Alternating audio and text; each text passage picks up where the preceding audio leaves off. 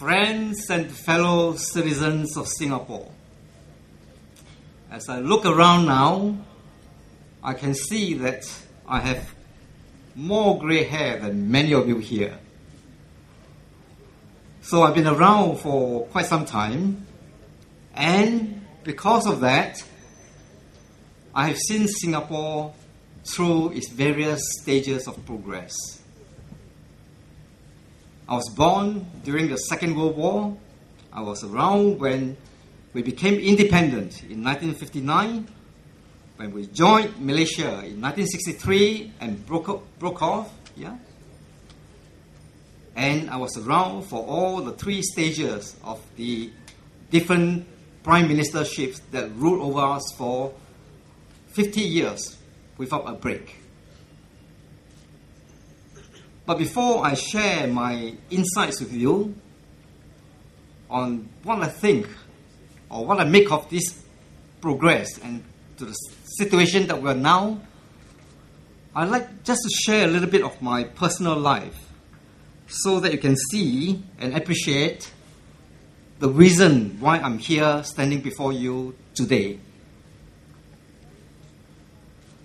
I actually came from a very, very poor family. My father is actually, or was, a vegetable seller. And I became a child labor to him when I was very small. Woken up by the cane at 3 a.m. most mornings to help him in his wholesale vegetable selling. So much so that by the time I get to school, I was already quite sleepy and tend to nod off in class. So much so that when one of my classmates wrote an essay and described someone in his class as a sleeping beauty, everyone knew that it was me. Now, this is just a small insight. I think what was more telling was that if he had his way, my dad, I would today be selling vegetables. But fortunately, my mother fought with him to give me an education. But even then, it was only up to O levels. And then I had to start work. And in fact, at that time, after even starting work, we had quite a big family. Father, mother, 6 children, all lived in a room 7 feet by 14 feet, scarcely 100 feet. And we all grew up for almost 2 decades in that sort of environment. So I know what it is to feel underprivileged, to feel poor, and to feel deprived. And it is these experiences that carried me through and which I've not forgotten. And that's why today, the long way that I've come, I still really, really have a heart for the people. And especially Singaporeans first. Yeah. Now, over the years, I have seen Singapore developed and reach the modern city-state that it is now. In the early years, our then Prime Minister, now Lee Kuan Yew, went through hard times. He had to fight the communists. He had to struggle with industrial strife. And I believe that from these experiences, he developed a very pragmatic and a very hard-nosed approach. And I believe it worked. And I think we must thank him, not just him, he and his cabinet ministers then, and all the civil service officers, for going through that very tough period, which was a major step in building Singapore to what it is today. As each stage that we go through, we see a continuous improvement. And the gleaming city, the luxurious, I would say fairly luxurious situation that we live in compared to many of those in developing countries,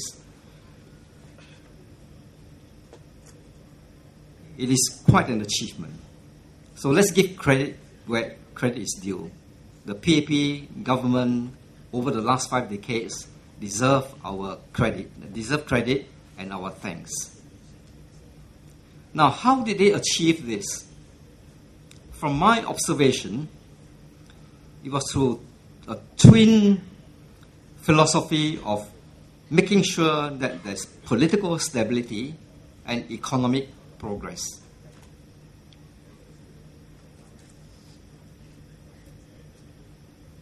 And of course, management theory and practice will tell us if you are focused, if you go for it, you will get it.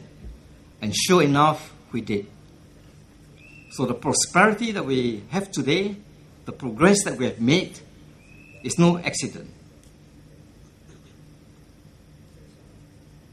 But, and there's a very big but,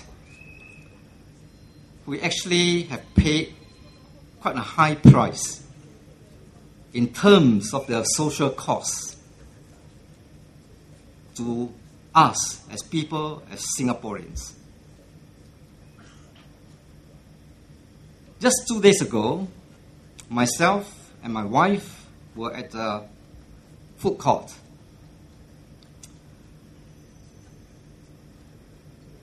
A lady, probably in her 40s, came along with her daughter, I think it's a teenager, with some plates of food and so on, and sat next to us.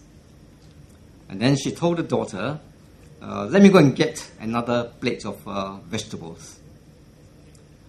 When she was gone, the daughter eyed the plate of chicken rice that was meant for the mother and began to take the meat. In fact, she liked it so much, she took more and more and eventually left just a few small pieces for the mother. And when the mother came back and saw that, guess what happened? She took the rest of the meat and gave it to the daughter. She scooped up half the rice, the chicken rice, and gave it to the daughter. And she happily just ate the rest of the chicken rice with the vegetables, all the time looking at her daughter with love and adoration. That is the real love of a mother. Now, why do I tell you this story? Because years ago, many of us Singaporeans have that sort of feelings, not just towards family, but towards friends and relatives as well. We help each other out. There's that mutual feeling of love, respect, and kindness. But over the years, sad to say, I find that such feelings have eroded.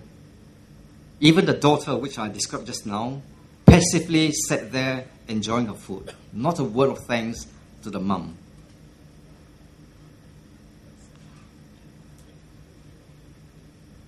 What other social costs have we paid?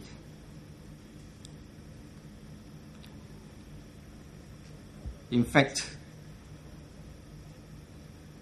in some parts of the world, we have become known as the ugly Singaporean. When there's a buffet, we rush there and gorge ourselves. Yeah? In the MRT, we don't see many people giving way or giving their seats up to those in need, the elderly, pregnant ladies, and so on.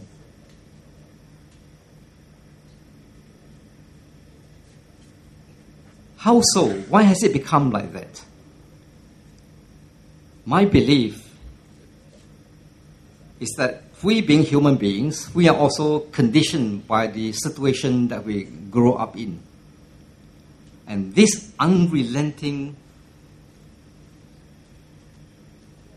search for economic prosperity, to me, has been a culprit. So despite all the wealth that we've accumulated, despite all the prosperity that we've acquired, I think we've lost out on the people side of things. And that's why when we sit down and say, what do Singaporeans need now? I think they need people who have a heart for their fellow people.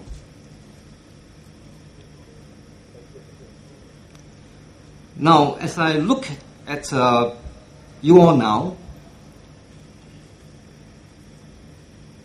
I see different age groups. And in my view, there's one group here who to me, and to a lot of thinking Singaporeans, are the most important. They are the young couples about to set up home and family. They are the not so young couples who have started a family and are bringing the family up. And even slightly older couples whose children have grown up and they have to look after their education, which has become more and more expensive. Not only that, as they grow older, their parents grew even older. And they, in many cases, become dependents. So you see, this age group, which we all go through or will go through, shoulder the greatest burden in society. This group are the people that build the families, that bring food to the family, make sure children are educated, and look after the aged ones.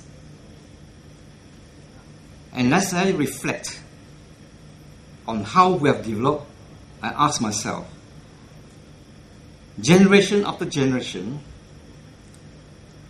have the burden of these people grown lighter or heavier? And in my view, it's grown heavier. Do you agree?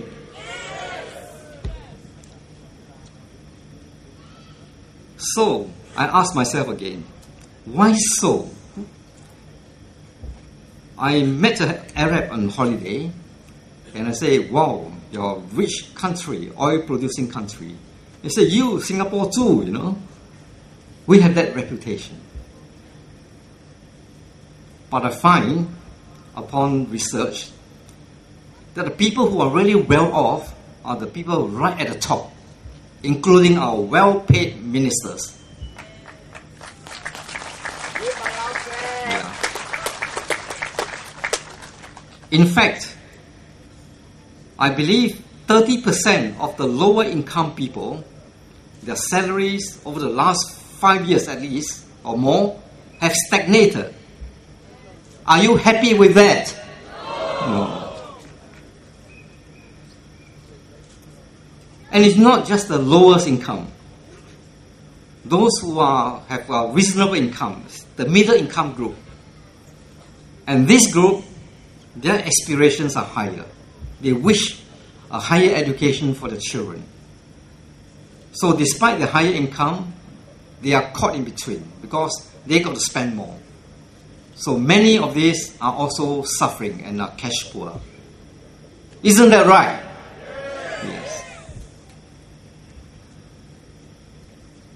Now for 5 decades, we have gone through this progress and prosperity for our nation. I believe we are sorely lacking in the happiness part. And it's therefore no wonder if you look around and see what the population is responding. You will find that because of the financial burdens, couples are delaying their marriage plans. Some find it difficult to put a deposit on their HDB flat. they are delaying having children because that's becoming a costlier and costlier affair. Some even decided to remain single, in fact many, or remain childless, even if they are married. And a group, and not a small group I think, compare their situation here with those available in other countries, Australia, Canada, and the like. As a young graduate, starting work, I earn a decent salary. Can I afford a car? Can I afford a house? Here. And they say tough. But if I go somewhere else, it's possible. That's why many of our bright young people have emigrated.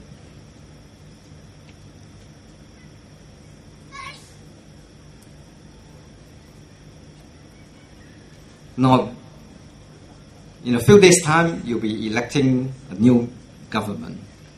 Most likely, it will be the same government because the infrastructure they've set up is so strong. The chances that they will lose many seats is quite slim. But I believe we have to send a clear message to the ruling party that we are no longer going to stand for all this. Do you agree? Yes.